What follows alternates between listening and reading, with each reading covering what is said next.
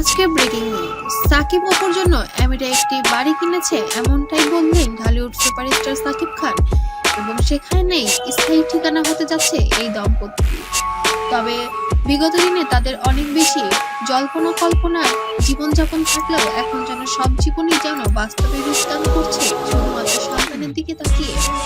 আব্রাহামের জন্য এবার সাকিব অপু আবার এক হয়ে গেছে। আমার বিশ্বাস যে আজ থেকে 20 বছর পরেও যদি কেউ জিজ্ঞেস করে যে অপু বিশ্বাস কে ছিলেন, তখন অপু বিশ্বাসকে জিজ্ঞেস করলো যেটা বলবে, আমাকে জিজ্ঞেস করলো আমি সেটাই বলবো।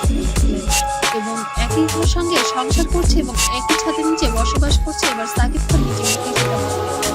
একটি টিভি প্রোগ্রামে তাকে প্রশ্ন করা হয়েছিল আপনার বর্তমান স্ত্রীকে, এক বাক্যে উত্তর দিয়ে দেন ঢালিউড সুপারস্টার সাকিব খান, অপু ছাড়া কখনো আমার স্ত্রী বলতে কেউ ছিল না।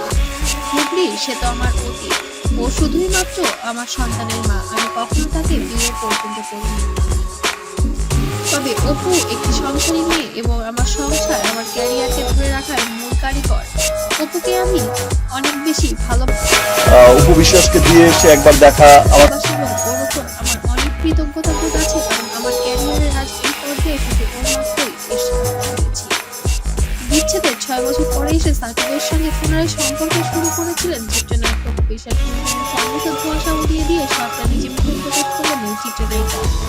বুবলি যখন তার শক্ত প্রতিযোগিতা হয়ে মাঠে নামলেও ঠিক সেই মুহূর্তে এসে হাটে হারিয়ে পড়লেন অপু বিশ্বাস ও সাকিব খান। তাহলে কি কবে থেকে শুরু হচ্ছে সম্পর্কের নতুন অধ্যায়? এবার 2025 সালেই হতে যাচ্ছে তাদের নতুন অধ্যায় এবং ঢাকার পিটিয়ে যেন এবার ঘরে উঠে পড়েছেন ঢালিউড কুইন অপু বিশ্বাস।